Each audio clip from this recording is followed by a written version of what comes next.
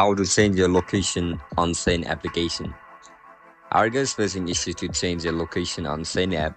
If that's so, then this video might help you out. Without further ado, let's dive into it. First of all, open Shein app on your mobile device. Once you open the app, log in into your account with your registered email and password. As soon as you get logged in, look at the right bottom of your screen where you can see a profile icon. Click on it. After you click on it, tap on settings icon, which is located at the top right corner of your screen.